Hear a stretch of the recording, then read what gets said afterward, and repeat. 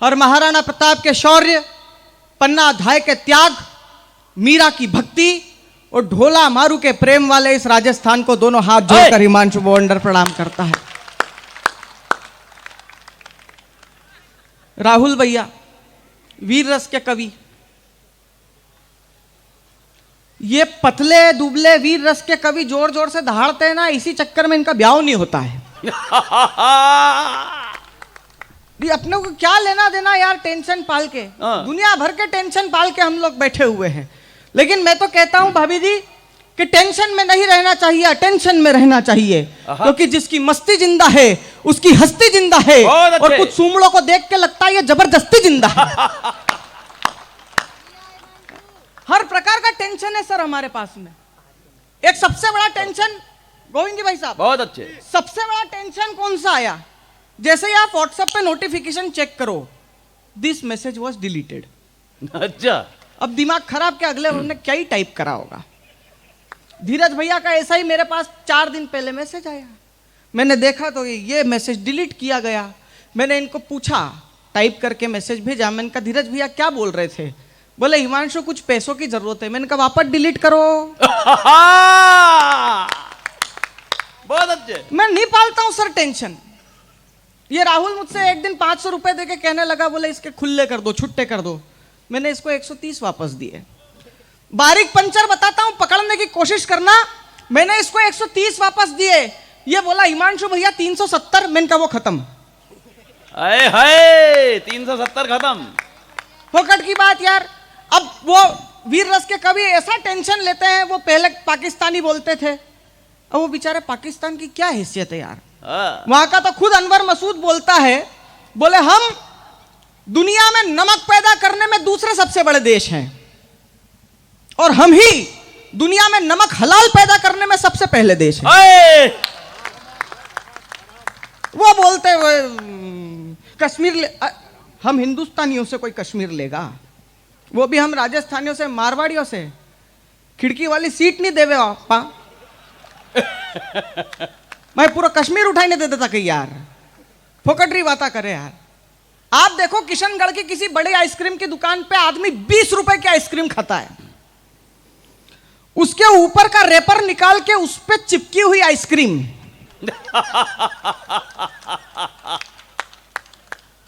वह चिपकी हुई आइसक्रीम नहीं छूटे आपा लो, कश्मीर छोड़ता कहीं। बहुत अच्छे। फोकट की बात, मैं बिल्कुल टेंशन नहीं लेता हूं इस चीज का। मेरा दोस्त विनोद शुक्ला, उसके घर पे एक आ गया, बोले रजाई दे दे विनोद। अब देखो अगर अपने राजा, मैं उज्जैन से हूं, नेटिव तो पाली से हूं, मैं खुद सिखवाल ब्राह्मण हूं, अपने लोगों के बीच में आकर अच्छा लगा। लेकिन हम कहीं भी जाएं, हमारे अंदर की जो भारतीयता है, जो हमारे अंदर का राजस्थानी है ना। पिछले दिनों मैं और ये सुमित्रा जी जोधपुर गए, जैसे ही स्टेशन से बाहर निकला, आप देखते हो ऑटो वाले, हाँ भैया कहाँ जाना है? मैंने भी बोल दिया मैंने चांद पे जाना है। अच्छा आदमी राजस्थान का था तो कॉन्फिडेंस फुल, बोले चलो छोड़ देता हूं। मैंने पैसे कितने लेगा? बोले 1300 करोड़ रुपए। मैंने कहा नासा वालों ने तो 650 करोड़ में ही छोड़ दिया। बोले नहीं भैया उधर से खाली आना पड़ेगा, सवारी नहीं मिलेगी। तालियां आप लोगों की कमजोर है भाई। बहुत अच्छे हिमांशु। अब हमसे कोई क्या लेगा यार, हम किसी को कुछ दे क्या भाई साहब? भाई साहब आप ऐसे पांव फैला के बैठे हो जैसे आप जिल्ले इलाई में अनारकली। तो ये भी सही। और थोड़ी देर बाद आप अगर गब्बर की स्टाइल में बोलोगे अरे ओ चमिया हमको भी दिखाओ 2-4 ठुम, मेरे बाप से नहीं होगा सर। मस्ती में रहिए सर, दुनिया जमाने के हम लोगों से कोई क्या ही ले लेगा। मेरा दोस्त विनोद शुक्ला, पिछले दिनों उसके घर पे एक लड़का आया, बोले विनोद रजाई दे दे। रजाई दे दी। विनोद के पापा आए, बोले रजाई क्यों दी? बोल देता फट गई। उसकी खोल में पांव का अंगूठा अटक गया, उसको चूहे उतर गए, गंदी गंदी बदबुएं आती है, हवा रुकती ही नहीं है। दूसरे दिन एक और आया, बोले विनोद हाँ तेरी लालटेन दे दे यार। बोले फट गई। उसकी खोल में पांव का अंगूठा अटकता है, उसको चूहे उतर गए। बोले तेरा दिमाग खराब है, लालटेन का चूहे उतरेंगे, टंगी देता क्यों नहीं है? दे दी। पापा आए, बोले जैसा आपने समझाया था वैसा पूरा बोला है पापा। बोले बेटा लालटेन कोई मांगे तो इसका ऐसा बोला कर कि उसका कांच टूट गया। उसकी बत्ती आधी जलती आधी फड़फड़ फड़फड़ करती है। उसके पेंदे में छेद हो गया जिसमें से केरोसिन टपाटप टपाटप टपाटप टपकता है। 4 दिन बाद जुम्मन चाचा आए ईद की बधाई देने। बोले विनोद कहाँ है पापा? अब विनोद चालू हुआ। उनका तो कांच टूट गया। उनकी बत्ती आधी जलती आधी फड़फड़ फड़फड़ करती है। उनके पेंदे में छेद हो गया जिसमें से केरोसिन टपाटप टपाटप ये टपकता रहेगा। ताली नहीं बजाओगे? टपाटप टपाटप टपाटप। हर किसी को टेंशन हो जाता है यार। मेरे पास वीर रस के कवियों के फोन आते हैं। राहुल तुम सुनो, वीर रस के कवियों के फोन आते हैं। वो पिछले दिनों जेएनयू में नारे लगे, हर घर से अफजल निकलेगा। तुम एक अफजल मारोगे हम 100 अफजल पैदा करेंगे। तुम वीर रस के कवियों को टेंशन। हिमांशु तुम फोकट में हा हा हू करते हो, मुद्दे की बात करो। क्या हो गया? बोले वो बोल रहे हैं कि तुम एक अफजल मारोगे हम 100 अफजल पैदा करेंगे। मैंने कहा नहीं कर सकते यार। मैंने अफजल के मम्मी पापा से पूछो, उनकी कैपेसिटी है इस उम्र में? क्यों अपन टेंशन ले? लेकिन टेंशन इस चीज का लेना चाहिए कि अगर कोई इस्लाम परस्त बंदा ये बोलता कि हर घर से मोहम्मद रफी निकलेंगे, बिस्मिल्लाह खान निकलेंगे, अब्दुल हमीद निकलेंगे, हमारे अब्दुल कलाम निकलेंगे, तो सिर माथे पे बिठाते। निकालना क्या? अफजल। एक टिप्पणी बड़ी कर देना चाहता हूं सनातनियों, बालाजी के मंदिर में बैठे हो, एक टिप्पणी इस ब्राह्मण की समझ में आ जाए तो दोनों हाथ आपके आकाश में उठे और बालाजी के मस्तक पर आपकी तालियों का अभिषेक हो कि अफजल तो नहीं निकला, बागेश्वर की धरती से एक धीरेन्द्र शास्त्री निकला है। लाखों सनातनियों को एक कर दिया। मैं बिल्कुल टेंशन नहीं पालता हूं। महबूबा मुफ्ती एक समय कहती थी, गोविंद जी भाई साहब 370 हटी तो घाटी में तिरंगा उठाने वाला नहीं बचेगा। 1.5 महीने पहले भारत के तमाम न्यूज चैनलों ने एक फुटेज जारी किया। वो शिवलिंग पे जलाभिषेक कर रही हैं महबूबा मुफ्ती जी। वो क्यों कर रही है? क्योंकि उन्होंने पंडित प्रदीप मिश्रा सीहोर वाले को ध्यान से सुन लिया है। अच्छा। और उनको भी यह समझ में आ गया है कि 100 समस्या का हल एक लोटा जल।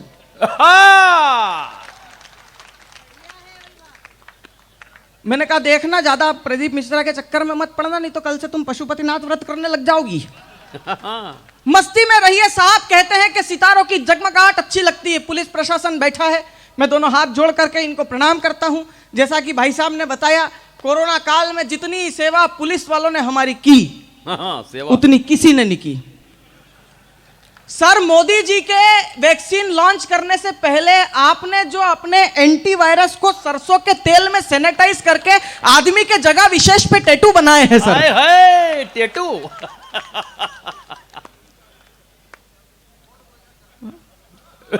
भगवान कसम सर, बहुत बुरा दौर था सर वो। अगर कोरोना जिसको हुआ वो काढ़ा पी के भाप लेके 6 दिन में ठीक हो गया, लेकिन जो इनके एंटीवायरस से स्कैन होके आया उसको 20 दिन तक ये समझ में नहीं आया कि किस करवट पलटना है। लेकिन 4 पंक्तियां मैं पुलिस विभाग के सम्मान में पढ़ना चाहता हूं। काम के लोग चंद मिलते हैं, काम के लोग चंद मिलते हैं, कदम कदम पर जयचंद मिलते हैं। जब भी मुसीबत आती है किसी शहर पर, एक पुलिस को छोड़कर सभी दरवाजे बंद मिलते हैं। अच्छा मैं आपको एक बात ईमानदारी से बता दूं, देश जमाने में बहुत टेंशन है। मेरा दोस्त विनोद शुक्ला, उसको जमाने भर का टेंशन। पिछले दिनों अपने बेटे को ले गया, बेटे ने बोला पापा केला दिला दो। बोले बेटा केली है, केले गांव में मिलते हैं। और आगे ले गया, बोले अंगूर दिला, अंगूर ही है, अंगूर गांव में मिलते हैं। पापा बेटा तरबूजी है, तरबूज गांव में मिलते हैं। घर आया, माँ ने सहज भाव से पूछ लिया बेटा क्या दिलाया पापा ने? बोले काय का पापा, पापी है। पापा अपने गांव में मिलते हैं। अच्छा विनोद शुक्ला की मम्मी उससे बड़ी वाली, दाढ़ में प्रॉब्लम थी, बेचारा डेंटिस्ट के वहां पे ले गया। डेंटिस्ट ने डेंटिस्ट चेयर पे लेटाया, बोले माताजी मुंह खोलो। बोले देख तू जैसे ही क्लिनिक के लिए निकलता है तेरी घरवाली श्रीवास्तव के मकान में घुसती है, इससे ज्यादा मुंह मत खुलवा। विनोद शुक्ला का छोरा एक दिन टीवी देख रहा था, दादी ने बोला दिन भर नालायक टीवी देखता है, चल कुछ बात करते हैं। बोले क्या बात करे दादी? ले दे के 6 तो हैं घर में, एक आप, एक मैं, एक पापा, एक मम्मी, एक दीदी और एक बिल्ली। बोले कोई बात नहीं बेटा, कल तेरे पापा से कहूंगी वो एक डॉगी लेके आएंगे। अपन 7 हो जाएंगे। बोले डॉगी बिल्ली को मार देगा, अपन फिर 6।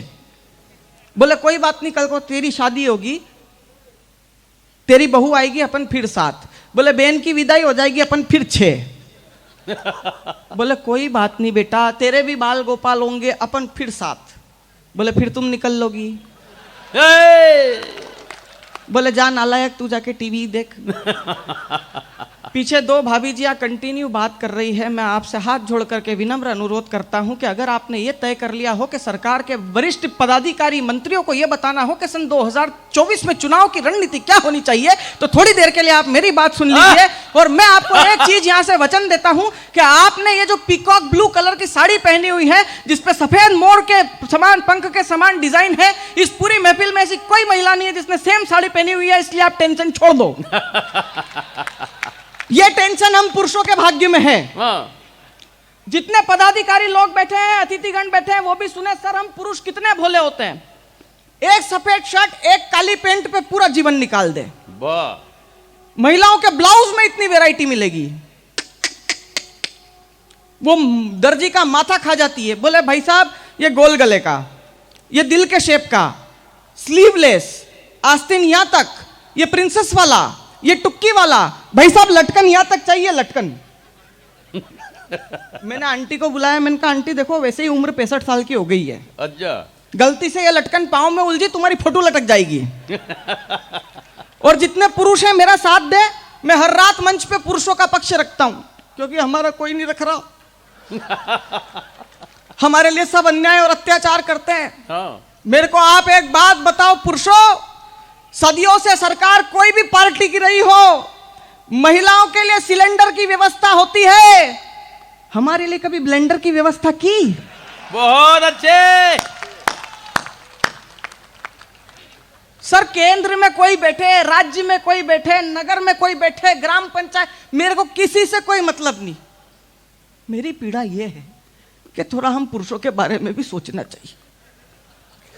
आप देखो, अच्छा पुलिस वाले सर आपसे भी मैं अनुरोध करता हूं, आप हम लड़कों को ना हिकारत की नजरों से मत देखा करो।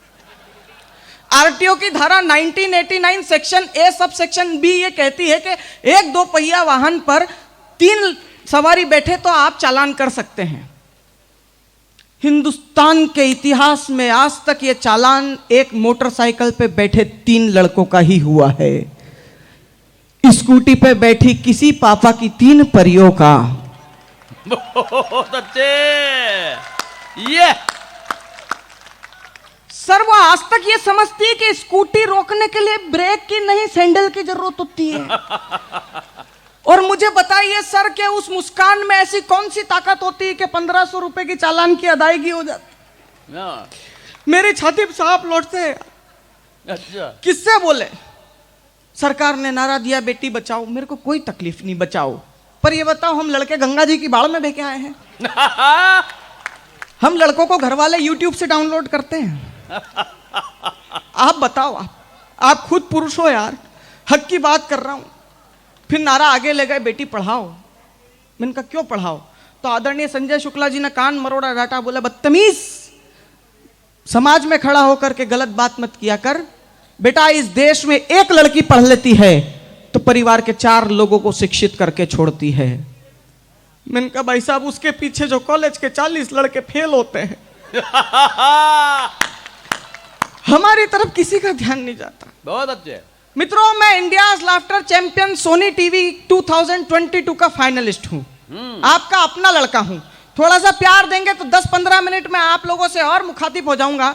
मेरी समस्या आपके चेहरों पर पसड़े हुए सन्नाटे से है। मुझे 4 पंक्तियां याद आती है। वो कहते हैं कि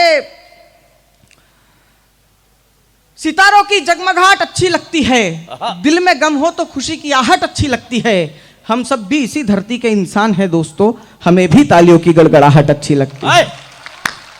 बहुत अच्छा हिमांशु। आदरणीय राठी जी, धीरज भैया, आदरणीय अरुण जैमिनी जी, आप मेरे शो में हमारे स्पेशल गेस्ट थे। आपका स्नेह प्यार मुझे मिलता रहता है। मैं आपको पर यह बताना चाहता हूं कि हम लड़कों को कोई ध्यान से नहीं देखता। मेरा दोस्त विनोद शुक्ला एक दिन केंद्र सरकार की आत्मनिर्भर भारत की नीति से, राठी जी आत्मनिर्भर भारत की नीति से ओतप्रोत होकर के घर में घुसा, घरवाली से बोले कमाता मैं हूं, गेहूं में लाता हूं, उसको पिसवा के आटा में बनाता हूं, रोटी के लिए तेरा मुंह देखूंगा, हट, आज से आत्मनिर्भर। अंदर गया, किचन में 4 ब्रेड सेकी, हरी चटनी के साथ खा गया। अब 2 घंटे से भाभी जी माथा ठोक रही है, बोले मेहंदी गला के रखी थी।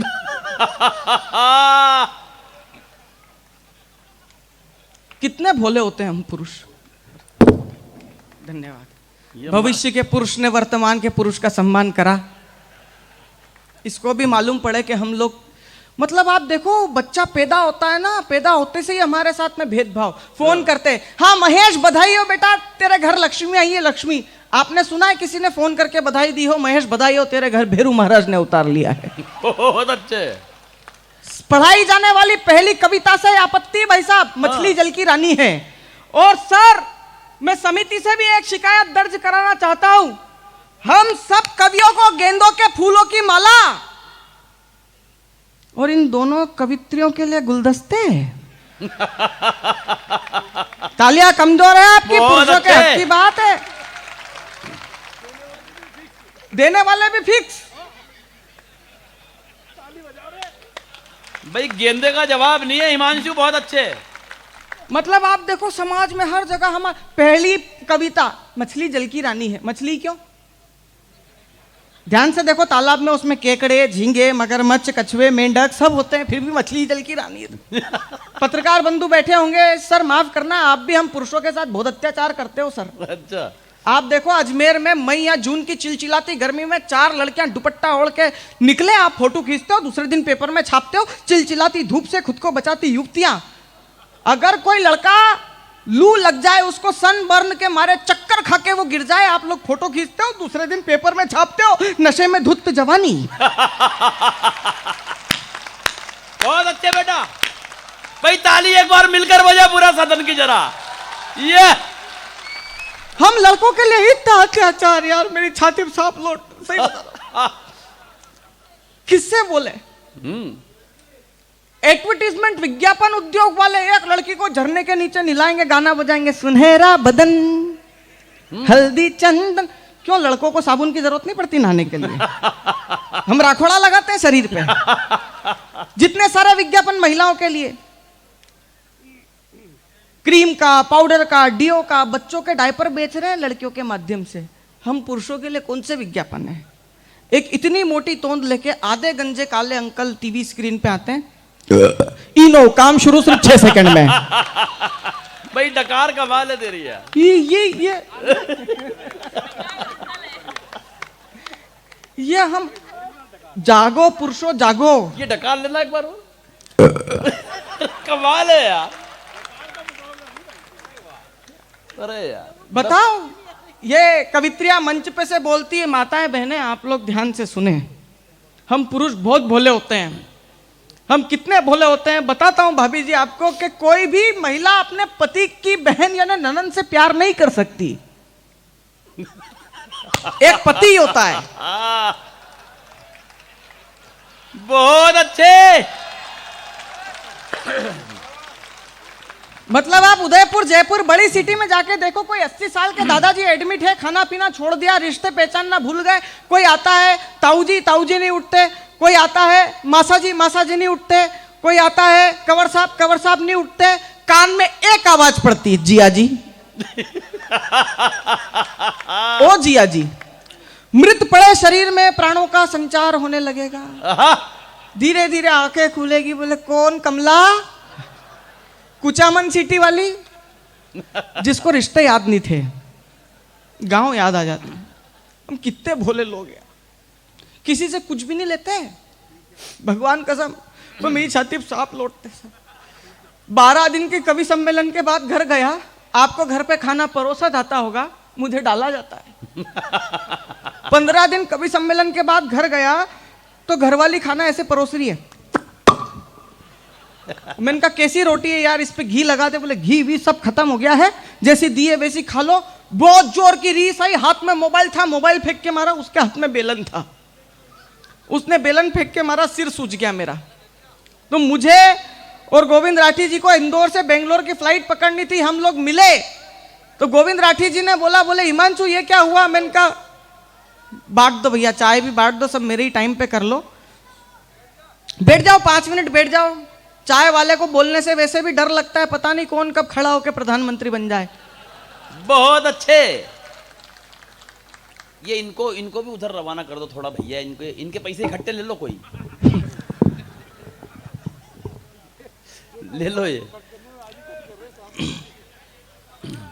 शायद इसी कारण आपके राजस्थान में 8 बजे बंद हो जाती है।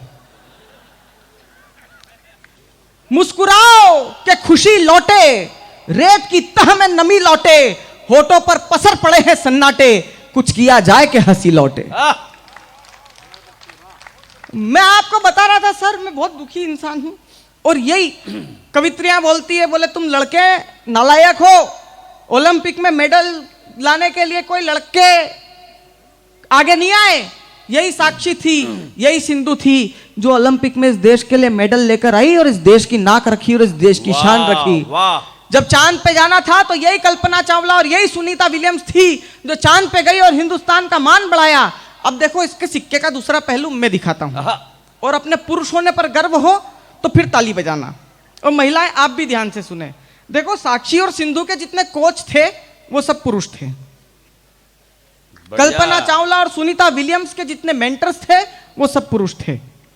इससे एक बात साबित होती है कि महिलाएं अगर पुरुषों की बात माने, उस बात पे चले तो चांद तक पहुंच सकती है। वाह। तो मैं बता रहा था आपको कि 4 दिन बाद इंदौर से बेंगलोर जाना था। राठी जी मिले, बोले हिमांशु सिर पे क्या हुआ? मैंने कहा भाई साहब आपकी बहू ने बेलन फेंक के मारा, मेरा सिर सूज गया है। बोले बेटा इस पे घी लगा। मैंने कहा भाई साहब अगर घी होता। मेरे दोस्त के पापा, मम्मी और मेरे दोस्त की वाइफ तीनों कोरोना काल में चले गए। पापा गए 10 दिन रोया, मम्मी गई 15 दिन रोया, बीवी चली गई 20 दिन से दहाड़े मार मार के रो रहा। मैं जाके बोला मैंने जोरू के गुलाम, जो हुआ वो ठीक है, छोड़ दीजिए भाई साहब, जाने दीजिए, वो देश का भविष्य है पर मेरा वर्तमान खराब कर रहा है। बच्चों से कुछ भी नहीं बोल सकते। एक टीचर ने बच्चे से पूछा बेटा बड़ा होके क्या बनेगा? बोले कुछ नहीं। दूसरे से पूछा तू? बोले चांद पे जाऊंगा। बोले सीख इससे, ये बड़ा होके चांद पे जाएगा। बच्चा तुरंत बोला ढंग से इसके बाप पे तो गया नहीं, चांद पे क्या जाएगा? वाह मित्रों, बहुत मुश्किल होता है लोगों को हंसाना। मैं अपनी काम अगर पूरी जिम्मेदारी और ईमानदारी से कर रहा हूं तो आपके हाथों की तालियां भी मुझ तक आनी चाहिए। बहुत अच्छे, क्योंकि मुझे 4 मिसरे याद आते हैं कि अपने जख्मों को भी आईना बनाया हमने, आपको हंसता हुआ चेहरा दिखाने के लिए, और इतना आसान नहीं होता भूतों का तमाशा बनना, कलेजा चाहिए जमाने को हंसाने के लिए। वाह बहुत अच्छे। मैं आपके बीच में एक छोटी सी कविता रख के और अपना स्थान ग्रहण करता हूं। अगर मैं वो किस्सा आपको सुना रहा था जब दोस्त से बोला, मैंने कहा नालायक दिन भर रोता रहता है। बोले इन गांव वालों की वजह से रो रहा हूं हिमांशु भैया। अच्छा। मैंने कहा गांव वालों ने क्या करा? बोले जब पापा गए तो 10-15 गांव के बुड्ढे डोक रहा है। बोले बेटा तू धीरज रख, हिम्मत रख, हम सब तेरे बाप जैसे हैं। जब माताजी गई तो 15-20 बुजुर्ग महिला आई, बोले बेटा हम सब तेरी माँ जैसी है। 20 दिन हो गए हिमांशु। बहुत अच्छे। आज तक किसी ने आके ये नहीं बोला। आइए मित्रों, एक केवल 3 मिनट की कविता मैं देखना चाहता हूं कि राजस्थान में खड़ा हूं, जब हमको कोई कहता है कि हिमांशु ये देश असहिष्णु हो गया है, मैं केवल एक बात बोलता हूं कि उठा के देखो वो राजस्थान का इतिहास, कि अकबर की तरफ से मानसिंह लड़ता है और महाराणा प्रताप की तरफ से हाकिम खां सूर हल्दी घाटी में शहीद हो जाया करता है। अश्वमेघ यज्ञ के प्रधान बताना देशभक्त लोग कहां बैठे हैं? अश्वमेघ यज्ञ के प्रधान यजमान को ही भिखारी कह दोगे बकवास बन जाएगा, और कर्तव्य की लड़ाई लड़े हनुमान को ही मदारी कह दोगे उपहास बन जाएगा।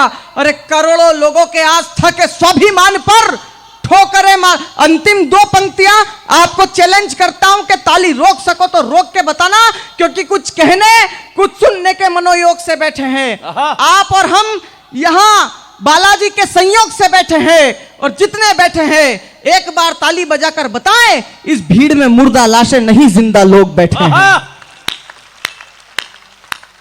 कि अश्वमेघ यज्ञ के प्रधान जजमान को ही भिखारी कह दो कि बकवास बन जाएगा, और कर्तव्य की लड़ाई लड़े हनुमान को ही मदारी कह दो कि उपहास बन जाएगा, और करोड़ों लोगों के आस्था के स्वाभिमान पर ठोकरे मारोगे, इतिहास लज जाएगा। और ये बदतमीजी बंद करो, वरना इस भीड़ में ही कोई चंद्रशेखर सुभाष बन जाएगा। ये बदतमीजी बंद। बहुत बहुत धन्यवाद, बहुत बहुत आभार।